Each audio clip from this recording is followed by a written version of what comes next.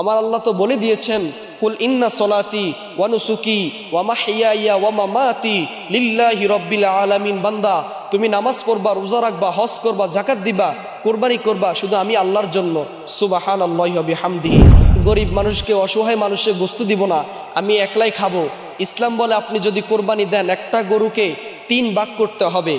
1 ভাগ আপনি নিজে রাখবেন খাওয়ার জন্য, 2 নম্বর ভাগ আপনার আত্মীয় স্বজনের জন্য দিবেন, এবং 3 নম্বর ভাগ আপনি গরিব মিসকিন এলাকার যদি কোনো গরিব মানুষ থাকে তাহলে ওদেরকে আপনি দিতে হবে। আসসালামু আলাইকুম ওয়া রাহমাতুল্লাহি ওয়া বারাকাতুহু। ইন্নাল হামদালিল্লাহ ওয়াসসালাতু ওয়াসসালামু আলা রাসূলিল্লাহ, আম্মা বা'দ, ফাআউযু বিল্লাহি মিনাশ শাইতানির রাজীম, বিসমিল্লাহির রহমানির রহিম। আজকে আমরা জানবো যে কার উপরে কোরবানি ওয়াজিব এবং কোরবানি পশুর বয়স কত হতে হবে, কয় বছর হলে আপনি ওই পশু দ্বারা কোরবানি দিতে পারবেন। আসুন আমরা সর্বপ্রথম জানবো যে আল্লাহ রব্বুল আলামিন কোরবানি ওয়াজিব কেন করেছেন। আল্লাহ রব্বুল আলামিন বলেন, ফাসল্লি লিরব্বিকা ওয়ানহার। আল্লাহ বলেন, ও প্রিয় হাবিব, আপনি সালাত আদায় করুন এবং কোরবানি করুন। আল্লাহ রসুল সাল্লাল্লাহু আলাইহি ওয়াসাল্লাম উম্মতদেরকে শিক্ষা দিয়েছেন, সাহাবিগণ, সাহাবাই কেরামগণের সাথে যে কোরবানি করেছেন, অসংখ্য হাদিস আছে।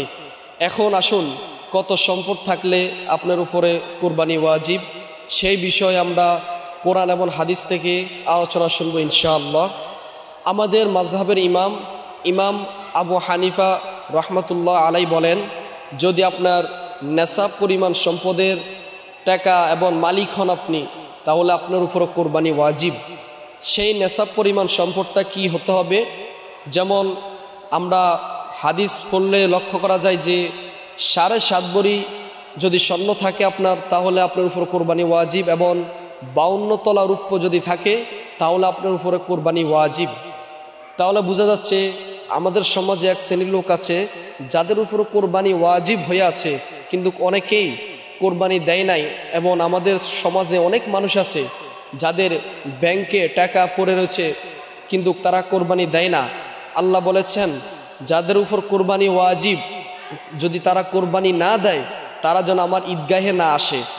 এবং কোরআন শরীফে সূরাতুল কাউসারে আল্লাহ রাব্বুল আলামিন ইরশাদ করেছেন, ফাসল্লি লিরব্বিকা ওয়ানহার। আমার নবীকে বলেছেন, হে রাসূল, আপনি সালাত আদায় করুন এবং আপনি কোরবানি করুন আপনার প্রভুর নামে। এবং 8 নম্বর পারা 9 নম্বর পৃষ্ঠার ভিতরে আছে যে, কুল ইন্না সলাতি ওয়া নুসুকি ওয়া মাহইয়ায়া ওয়া মামাতি লিল্লাহি রাব্বিল আলামিন। আমার নামাজ, আমার যাকাত, আমার হজ, আমার কোরবানি সব কিছু আল্লাহর জন্য। এটা আমার আল্লাহ বলেছেন আমার নবীকে বলার জন্য। বলুন সুবহানাল্লাহি ওয়া বিহামদিহি। সুতরাং আমাদের সমাজে এখন এক শ্রেণীর লোক কোরবানি দেয় না, কিন্তু যাদের উপর কোরবানি ওয়াজিব নয়, যাদের আপনার দেনা আছে এবং লেনদেন থাকা অবস্থায় অনেকের সুদ মুনাফা, অনেকে সুদ খায়, এমন কিছু লোক আছে আমাদের সমাজে কোরবানি দেয়। আল্লাহ বলেছেন, আপনি যদি হারাম টাকা কোরবানি দেন তাহলে আল্লাহর দরবারে ওই কোরবানি গ্রহণযোগ্য হবে না। সুতরাং আমরা যদি কোরবানি দিই তাহলে আমরা হালাল টাকা উপার্জন করিয়া আমরা কোরবানি দিতে হবে।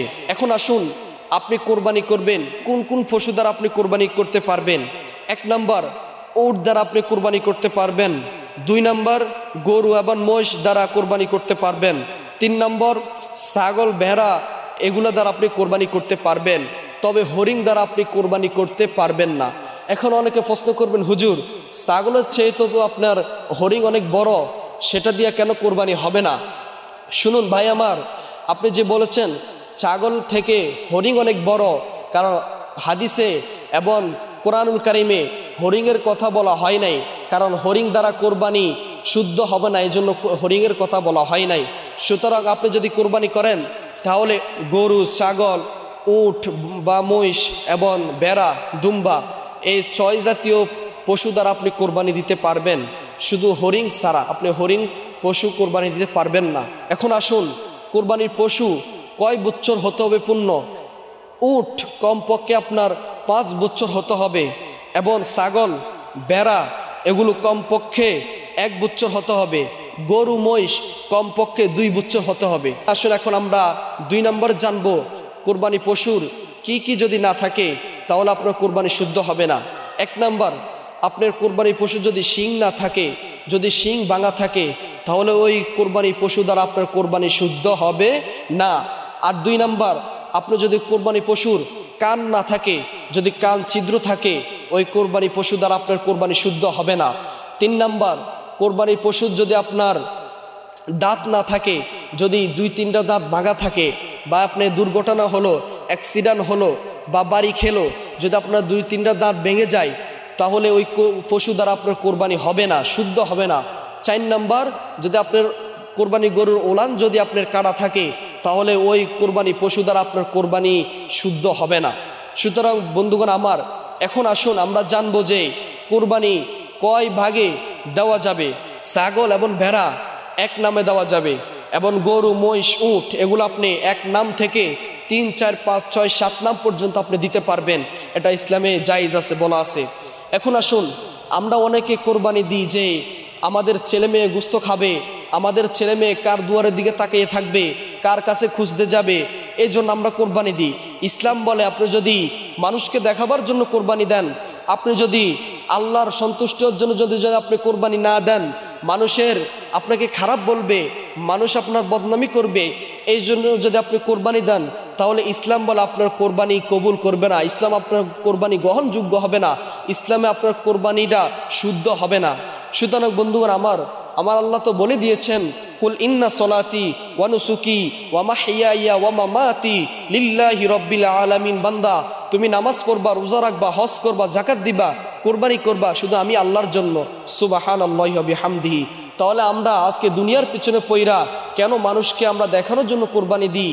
আমি 2-3 লাখ টাকা দিয়া গরু কিনলে আমাকে মানুষ অনেক বড় ধনী বলবে, এজন্য আমি কোরবানি দিই।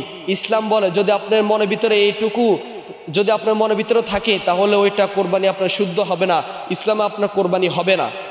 3 নম্বর, আসুন এখন আমাদের সমাজে অনেক মানুষ বলে যে আজকে আমি একলা এত টাকা দিয়ে গরু কিনছি, গরিব মানুষকে, অসহায় মানুষকে গোশত দিব না, আমি একলাই খাবো। ইসলাম বলে আপনি যদি কোরবানি দেন, একটা গরুকে 3 ভাগ করতে হবে।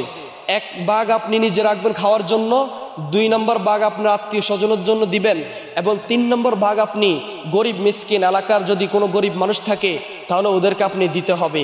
এ হলো আমাদের আজকের বক্তব্য, এই পর্যন্ত।